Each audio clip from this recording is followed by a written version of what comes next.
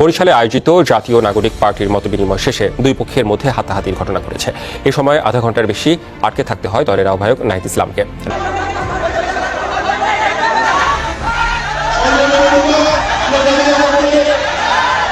কিছু না জেনে তাকে ফিজিক্যালি অ্যাসল্ট করতে, অর্থাৎ মারতে মারতে এখানে নিয়ে আসা হয়েছে। তার স্বাধীন মতো রাজনৈতিক যে কর্মসূচি সেগুলো পালন করবেন, কিন্তু সেই স্বাধীন কর্মসূচিতে কেন একদল লোক হামলা করবে?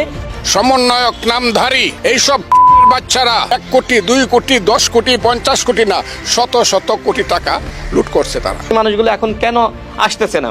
এখন যে অভিযোগগুলো আসতেছে যে টাকা না দিলে লোক আনা যায় না, গাড়ি ভাড়া না দিলে লোক আনা যায় না। মানে প্রোগ্রাম আছে এই জন্য আসলাম। কি প্রোগ্রামে নিয়ে আসছে আপনাকে? সঠিক আমি জানি না, বড় ভাই জানে।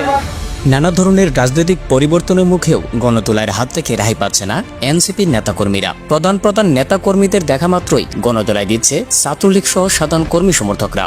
প্রায় 40 জনের অধিক আহত শিক্ষার্থী হাসনাত আব্দুল্লাহ সহ 4 থেকে 5 জনের অবস্থা ক্রিটিক্যাল। এবং আজকের এই ঘটনাটি সম্পূর্ণ পরিকল্পিতভাবে বলা হয়েছে একটা অরাজক পরিস্থিতি তৈরি করার জন্য।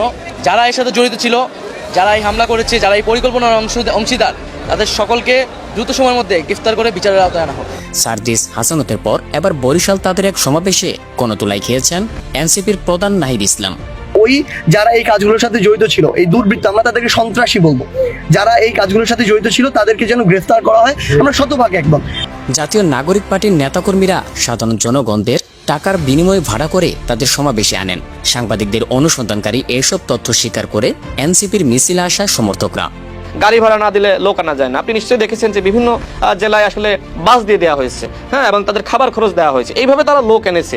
কিন্তু এখন ওই পয়লা বৈশাখের অনুষ্ঠানে কিন্তু আবার একদমই খরা পড়ে গিয়েছে। এখন এইগুলো কেন হচ্ছে? কারণ নানান ধরনের বিতর্ক কিন্তু সামনে আসতেছে।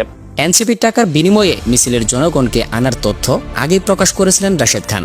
এবার প্রধান মিডিয়ায় এই খবর প্রকাশ পাওয়ায় ক্ষোভ প্রকাশ করেছে বিভিন্ন রাজনৈতিক দলের নেতাকর্মীরাও। গতকালকের এনসিপির যেই সমাবেশটা তারা করলো, আমার মনে হয় সর্বমোট 1000 খানেক লোক হতে পারে।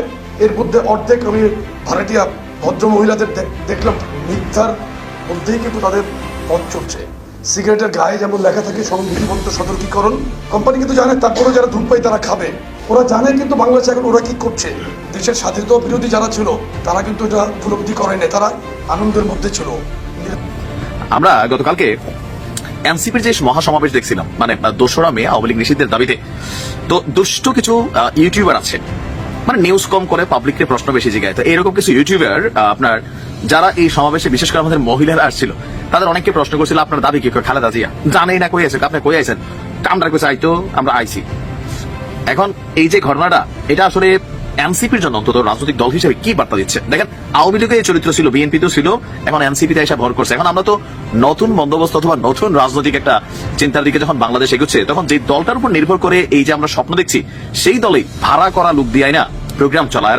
আমাদের কি বলা হয় যে বাংলাদেশ জাতীয়তাবাদী যুব দলের কেন্দ্রীয় সভাপতি আব্দুল মোনায়েম মুন্না, তিনি তার বড় দাবি করছেন 2-4% না ভাই, 50%। জাতীয় নাগরিক পার্টির শুক্রবারের যে সমাবেশ ছিল, সেখানে অর্ধেক লোকই ছিল ভাড়া করা। কথা কিন্তু সত্য, অর্ধেক না হোক কাছাকাছি লেভেলের হবেই হবে। কারণ কি, মানে বুঝাইতে চাইছে যে আমাদের অনেক জনসমর্থন আছে। এই টাকা বাচ্চু দিচ্ছে, কেন বাচ্চু দিচ্ছে, আর শামসুরা কেন এটাকে বন্টন করছে, প্রশ্ন এখানে আসে। প্রিয় দর্শক, প্রতিনিয়ত গণতোলায় খাচ্ছে এনসিপির নেতাকর্মীরা। এই পরিস্থিতিতে কি তাদের দল রাজনৈতিক মাঠে টিকে থাকতে পারবে? জানিয়ে দিতে পারেন আপনার মূল্যবান মন্তব্য এই ভিডিওর কমেন্টে।